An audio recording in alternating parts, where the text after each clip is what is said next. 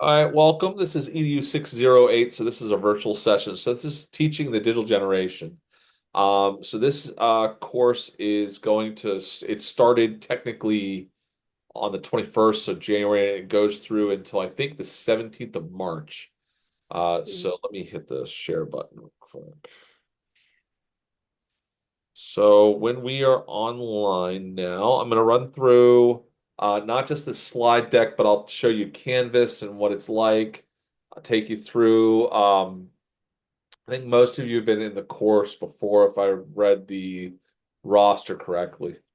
So please just be aware that we've now gone over to Canvas. So Brightspace it was phased out in the winterim, and now spring courses are loaded and we're using Canvas. A lot of school systems now use Canvas, so it's pretty, people are pretty much used to it now by now, but I'll take you through and show you how to function it if you've never used it before. So now we're in Canvas, and to get to there, you can always go to ndm.edu and click on Gator Hub to get to Canvas. Or if you want to use the direct link, it's ndm.instructure.com. This will take you to this. I'll also give you this slide deck at the end of the night. So this way, if you want to just run through this real quick, you can. So my name is Dr. Ryan Shaw. I'm Associate Professor of Educational Technology. Before that, I was a K through 12 educator. I was a technology teacher. I was a third grade teacher. And I've been a professor at Notre Dame since 2010. I'm now the department chair. In 2023, I was the Maryland Society for Educational Technology Higher Education Award recipient. Again, I'm now substitute teaching, which I actually like. I did it for years, liked it. I just got off a sabbatical a couple weeks ago, and during my sabbatical, I promised I was going to go back and teach and try and help with the teacher shortage, and I did. Did about 23 or 24 days worth of substitute teaching in the 3 months. So this way, I started to do my research and writing. So I'm the author of 7 books. In fact, one of the books we're actually using as a course text. I'm married. I have 2 boys and 2 dogs. And it depends on what day I like which one the most. So, no, I'm just kidding. My boys are great. My dogs are good. In fact, I don't have a dog down here with me right now, so it's kind of quiet. So that's just a little bit about me. So, let me go on. I will not put Jana I won't single her out to have her share, but there is the discussion one's basically getting to know you. So I do ask you to please complete that discussion forum as soon as you can. So this way I can get to know you as a learner, just to get to know about your background, just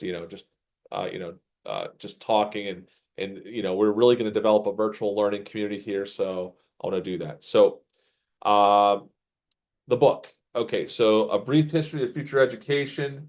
It is this book right here. It's the blue one. I wrote it with my mentor in, let me see if there you go. There, perfect spot right there. There you go. So it's A Brief History of the Future Education. So I wrote it with my mentor, Ian Jukes. And the forward's actually written by the Steve Wozniak. So that's the real Steve Wozniak. That's the father of the personal computer. He was a really nice guy. He liked the book. He's like, you know what? I'm happy to write a forward for it.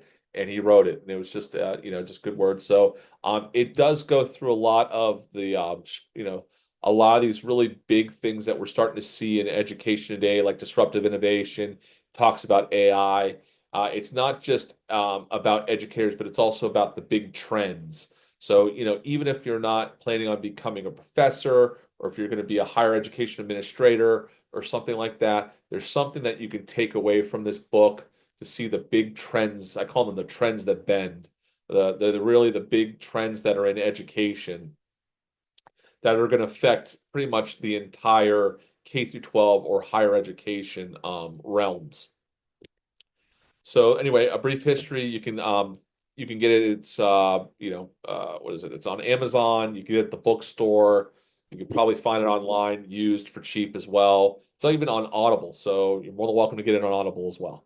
Not that sometimes I can always just listen to audiobook to be successful, but it's there if you want it. If you have Audible account, you can download it and listen to it. I don't mind. I'll go over the syllabus. I'll go over Canvas. I'll talk about communication. I'll also talk about the AI policy. So I'll do that in just a second. So let's go ahead into Canvas right now. So I'm gonna show you what Canvas looks like. Sorry, long day. Okay, so if you go into Canvas and you log in, you end up on a dashboard, and there's like these little course tiles. So your course is EDU 60890.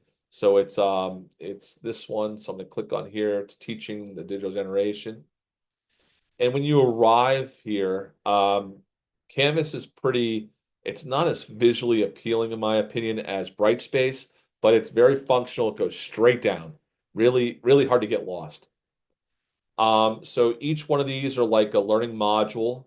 And I released learning module one, today is Wednesday, yesterday. So learning module one is now open and ready for you to do work in. If you look up here in the welcome section, there are some important policies. There's about the instructor. There's a help form. If you need any help, you can come here and you're more than welcome to ask questions. Hit reply, and I'll try and check this every day or every other day. I don't hunt it down, but I do try and come if you have a question. If you have a question of a personal nature, obviously you're not going to come here and write this down or type it in here. You're going to want to go and just email me. That's fine. Okay, so I already did about the instructor. There is an honor code, which I'm sure you all are pretty familiar with at this point. So at the end of every assignment or at the beginning, just include your little honor code pledge here. So it's required for all your essays and all your assignments and all your tasks. Go back to home. Okay. AI policy. So I do make sure, especially as the ed tech professor, I really do need to go over it. I do not forbid artificial intelligence tools used in my classroom. However, I do encourage you to use them wisely. There are many limitations to AI. It is not creative, or not very creative, I should say. It is very good at taking content and making it better, but it does not have good like creative it doesn't really come up with its own ideas cleverly. It is still very prone to exaggeration. But it is a very useful tool to help you. You can summarize things, you can come up with ideas and suggestions and stuff.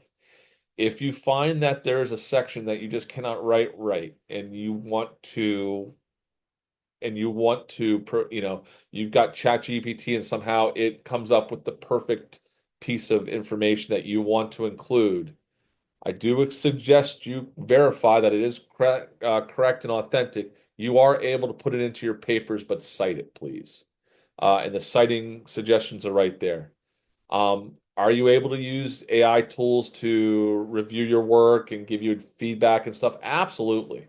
I encourage you. I do not forbid these tools, but I do ask that the ideas generated are coming from you and your scholarly work. I know that I have folks that are going to be going into, writing dissertations, or they're going to be, doing, maybe another master's degree or something. Um, you should learn how to use these tools ethically and morally. At the same point in time, you should be able to write in an academic way, write in a professional manner, especially if you have to do your own authentic research. But these tools are great to assist you. So, and we will explore that more throughout this course because AI is actually a part of the course, if you choose for it to be. Okay, that's the AI policy. And the syllabus. So the syllabus is here. It is a digital format for you. I'm going to run through. I'm not going to go through this all. I trust that you all can read it, but I am going to run through and give you some highlights of some important ideas. To get to Canvas, you can click, here's the link to it, ndm.instructure.com. If you click on this, you'll go there. If you want any other thing that you can do is you can always go to ndm.edu and go to Gator Hub. It'll give you links to Canvas, to self-service if you need to pay a bill or search for courses. There are other things in there too if you want to check your email. I am going to say, here's my email address. Here's my phone number. I know that I have some people in Texas. I know I have some people, abroad. You are welcome to contact me. I will say this is probably the easiest way to get in contact with me is email because I'm on it. It's opened 24/7 on my phones or on my computers. So, but if you're in a real situation, you're more than welcome to call or text me. Just do it at reasonable hours. If you're going to contact me at, after 9 p.m., I'll get back to you tomorrow. It's just, it's I still put my sixth grader to bed, so that's what I do. Um, I won't read this course description, just to understand that these are big ideas in education. So mine's really taking a look at future focused learning. It's about how to integrate technology, successfully, not just into instruction, but also into organizations. It comes up with some big ideas. So there's disruptive innovation, there's the fear of change, there's the age of AI. I call it education 1.0, 2.0, 3.0, 4.0. It's looking at all the progressions of education throughout the land. So it's a little bit of a history, but it's also looking at how technology is really changing how things are done. I also label the last bond. There's on the horizon. You're going to look at technology trends, so pretty exciting. And again, I'm going kind of forward in my slideshow here. So I showed you the book. Let me go through to okay. So course structure. So this is my course is online. It's asynchronous. That means that although I said that we're meeting kind of face to face or virtually tonight, this is optional. I'm only doing this to really kind of give you a introduction to the course. The reason being is that this is 8 weeks. It's structured to be online. It's I try to make it as close to self-paced as I can, but I do have to have due dates. So I do release modules. I do give you due dates. I have you go through and then we go on to something else. But I also want it to be very meaningful for you. So I try and structure it to where it's useful for you and you get to use your own like learning area, your own learning environment, your own school, your own university, your own place to actually do these tasks and assignments. So, 8 week course, most of my modules are 2 weeks long. I find it's enough. Each module typically has a big assignment and usually 1 to 2 discussion forums or smaller tasks to do. It's manageable.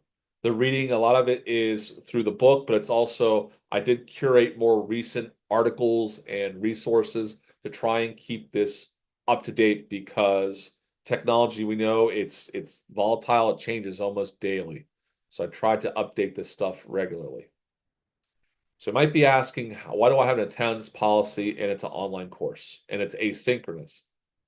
When it comes to online learning, online pedagogy, and all this stuff, a lot of times students can bug out. They can just leave because life happens.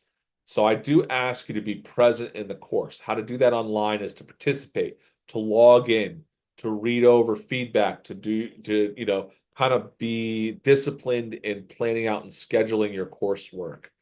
So this way you can stay up to date. I understand that, work trips happen or emergencies happen, parents get sick, you get sick, your kids get sick, something happens. I'm very understanding. I get it. Just don't fall off the face of the earth. Reach out to me. Okay. I don't need to know all of the different details. It's your business. I get it. But at the same point in time, just coming back 2 weeks later and saying, oh, I had all these things in life happen. No, it's student responsibility to reach out to their instructor. And as an instructor, I feel it's my responsibility to be a human on the other side trying to work with you. So please make sure that you are reaching out to me if you have any issues and we'll work together. My last, I'm trying not to get my students to drop the course, but ultimately, if that is, I'll suggest that they talk to the advisor. But I want my students to be successful and I want them to get something out of the course. Late work policy, I do accept late work, but I do give it a decrease of a grade. So please, again, if you run into an issue, reach out to me before it's due. I can work with you. There's the graduate level scale. And here is, it's a very simple course schedule. There's a lot more information in the actual module. The reason why I don't want to just fill up a chart and it's really hard to read. So I try to put the dates in here so where it's easy and it's manageable. More due dates. And here are all the policies, the honor code, which I kind of talked about. All the rest of this you could read on your own time. But, just communication, classroom etiquette. I will say this for the classroom etiquette, although we're online, please be respectful in your communications. We're going to be doing lots of discussions. So I ask that you address each other respectfully. I will do the same. If you disagree with somebody's point of view, that is absolutely fine. Just be respectful in how you do it. We keep a civil classroom in here. Keep the politics, keep all that stuff out. Unless you're citing something, try just to understand that, people have different perspectives and we try to embrace different perspectives here. All right. So that's the syllabus. So I'm going to take you through a quick little gallery walk of Canvas. Okay, so Canvas is structured kind of like in a top-bottom structure. Okay, right now you see the welcome section, you see module 1, which is right here. As you progress through these, you just click on them and you enter them, and it begins very simple. I usually start with the session overview, the module objectives. If you click next, it'll take you to here. This is the module plan. So this module plan is kind of like the lesson plan for the entire module. It walks you through everything. Tells you what online discussions to complete, what to do, what to read. It organizes and structures it for you. Talks about the presentation to watch and listen to, what it's about. It also even kind of gives you a quick little synopsis of what the assignment is. So this kind of is your plan. It really helps you a lot. And then you'll go through. Are you ready for career change? Gain new skills and switch. Pause. There we go. Then if you keep on hitting the next button, it will keep on taking you through the entire course. And you can see I do transcripts.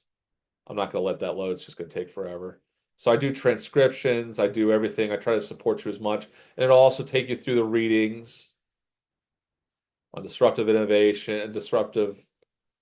and education. Dude, let me keep going. And I have it opening in another tab all the time, so just to let you know.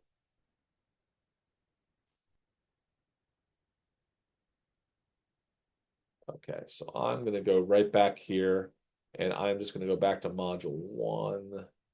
And you're just going to go through and keep on descending through and do all these tasks, do all these readings. And here's discussion 1. So discussion 1's due on the 26th. It's a very simple, it's just a quick little introduction. Just a little bio about yourself. This is me getting to know you as well. You don't have to write a dissertation, but I do ask that you all complete. Now, there are 3 of you now, so that means that everybody can respond to everybody, and it's manageable. But don't worry, I'm asking everybody not to cancel the class. I'll keep the class on my load. Even if it doesn't count towards my workload, I will keep it on the class for you, so this way you can get your credits. So you'll see, well, okay, well, that's great. There's module 1. Where's the rest? So I release them when it's time to release them. If I release them all at once, some people get really excited. They want to work ahead, but then the discussions don't become relevant because somebody might answer it a week from now. So instead of drinking water from a fire hydrant, it's best just to release module by module. If I do have somebody that's going to be gone for a week, like, hey, can you release something early? I'll usually work with you and accommodate you and give you something early to work on. But for now, I'm just going to go by my schedule because it makes life easier. And then as you can see, it has all this content all here for you. So let me go back to my little slide deck here to answer. So at a glance, again, what I just went through, and I know I didn't have everything opened up for you to see, but the course is structured into 4 big modules. Each module has a module plan with presentations and video resources and readings that you'll go through. I'm going to do 2 synchronous learning sessions. This is the first one. The second one I'll do in the middle of the course. I'll reach out to you all about a date to do it. I'll probably do it at night again because it just makes sense. It's easier, and I can always record it. Which I don't know if I'm recording or not. I'm probably not recording. That's not probably good. Um, It anyway, shows it's recording on my side. oh, good, good. Sometimes I Yeah, forget I hit the record button. it Um, says this thing is being recorded. good, good, good, good. Because I did it last time too, so that's 2 for 2. I win. Okay, so there's 4 assignments with rubrics. Now the assignments are, it starts off, the assignment one's very manageable. It's about, again, I try to do a lot of what's called learner agency, where I get you picking what you're working on, your institution. If you're working at an institution, you get to select that as your guinea pig, as your place where you're going to focus in on. If you're, working in a specific area, you get to select that as the area that you're working in. So try to get you to kind of custom tailor it to really focus in on what you're doing professionally or what you might like to do professionally. So there's 7 discussions. Some of them are discussion boards. Some of them are activities using things like Padlet. I found a Flip alternative. Flip was the video discussion software that has been sunsetted by Microsoft. I found a replacement that kind of works. We'll do little video discussion boards, so this way it's something other than just doing discussion posts. And you'll run through each of these modules. Let's see, there's the due dates. So here's the course topics at a glance. So here are the big ideas. So there's disruptive innovation. You'll learn about what disruptive innovation is. We're seeing a lot with artificial intelligence right now. We're going to look at the learning attributes of the digital generation, like understanding what this digital generation, how they learn, what they learn, how they want to learn. So it's a lot about a learner profile. And you're like, okay, well, I want to be a higher ed professional. How is this impacting me? Well, they're your clients, so you really need to learn how to, teach them, how to work with them, how to respect them, and understand their methodologies and their personalities too. Education 1.0, 2.0, 3.0, 4.0, you'll discover kind of this big trend. It's you might even sometimes they even call it learning 1.0, 2.0, 3.0, 4.0, or schooling 1.0, 2.0, 3.0. It's all about like how things are evolving. So they call it 1.0, so you see actually it evolving. And now you're starting to see the difference between 3.0 and 4.0 because you have artificial intelligence. We'll look at emerging trends in technology and education. We'll look at next generation learning skills, learning new things in new ways. A lot of this is self-guided research. You get to pick the research topics. You're going to write about a specific topic. I'll talk about that in a second. And we're going to use a couple different digital tools for learning. I'm asking you to start to look and explore it with artificial intelligence. And you actually get to convince us about how important these trends are. I'll talk about that in a second. So here are the assignments at a glance. You're going to get a lot more instruction and a lot more guidance on these assignments as we get there. So assessment number 1 is cool tools. That's what's due with module 1 at the end. So you're going to analyze and summarize 3 what I call cool tools that can be used in an educational setting or in manner. Cool tools, a valuable technology device, tool, or service that benefits teachers and or students. The cool tool summary should just include like an image, like a general summary of it, a description, like what's going on with this technology, a connection to how it can be used for teaching, learning, and assessment in today's classrooms. So it's a little bit edge-centric. It's a little bit focusing on instruction, but we are looking at the different tools because these are tools that are right now in our higher education and our K through 12 learning environments. We should get to know them. It's assignment, it's just 4 pages, double space. The images just have to include like a source link. It's very manageable. It's a good way for me to kind of start to get to know you as a writer. With module 2 is assessment 2. This is preparing for education 3.0. Right now, it's almost becoming like 4.0. But as you read a brief history of future education, it talks a lot about future-focused learning, future-focused education, and how it really impacts the essential skills of modern learning. You're going to explore a learning institution. Okay, so you're going to, kind of establish a background and baseline of your institution. You're going to get to tell me about the demographics, the community context, assess its current use of technology for teaching and learning. You're going to write a narrative on the leadership. Do you have leadership that's looking, having forward thinking about thinking best practices, what to do to kind of prepare? So this way I kind of know where you're coming from as an institution, whether it's a K through 12 school or it's a community college or it's a university. I've had students use Notre Dame, and I'm like, please use it. They need all the help they can get. So just taking a look at things like that. So this way you kind of establish a background. You are going to evaluate new skills based on the 8 essential skills of modern learning, which are in the book. You're going to select 4 skills and assess how you feel the institution is fostering fostering or lacking in preparation for these skills. And talk about the evidence that you see, that support your claims. If you think you're very good with collaborative instruction, by all means, tell me what's the proof. Well, our university instructors, they co-plan. It's a mandate that they use teams and this, that. So there's a lot in there. Okay, so there's a lot of wiggle room. Again, it's a flexible ways to address this, evaluating the new skills in your institution.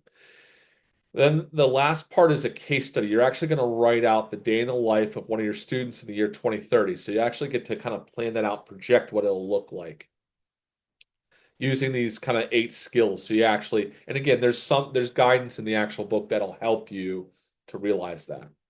So that's assessment 2. And again, there's a big template on Canvas that'll walk you through the entire assignment. Assignment 3 is actually a paper. So there's a report that's called the Horizon Report. And what it does is it kind of projects and predicts what are the big technologies and trends that are really going to impact education, either higher ed or K through 12. What's going to impact education in the next 1 to 2 to 5 years. So this report's really nice because it provides you with some guidance, gives you a good summary, but then it also gives you research, what you can look at and how are people using this, that, and the other. So you're going to use this report to actually study a topic. Let's say, for instance, you select artificial intelligence. It's probably one of the biggest, hottest trends in the last decade. It'll probably help transform society in the next, 20, 30, 50 years, maybe forever.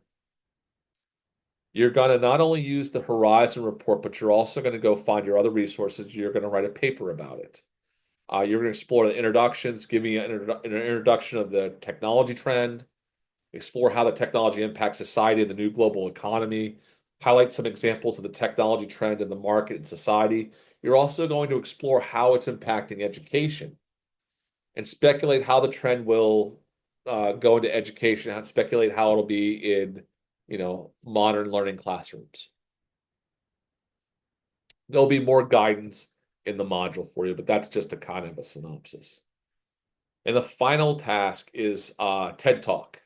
So we kind of know TED Talks. You've probably seen plenty of them. They're anywhere from 5 to 10 to 20-minute talks about some sort of interesting topic.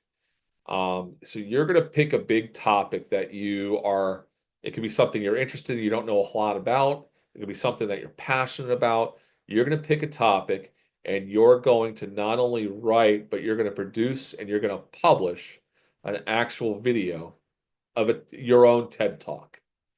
So it is you basically recording an impassioned TED Talk. I'll have some examples to show you, but it could be on pretty much any topic you want. Artificial intelligence, gaming, virtual reality, customized learning, social media, maker movements, project-based learning, anything really. And for all the ones that I listed there's probably a dozen other ones you can think of that you'd rather do, and that's fine with me. And that'll be the final project. So what I'm going to do right now is I'm going to stop sharing and I'm going to stop recording. Make sure I stop recording. Let me see, where's the recording button?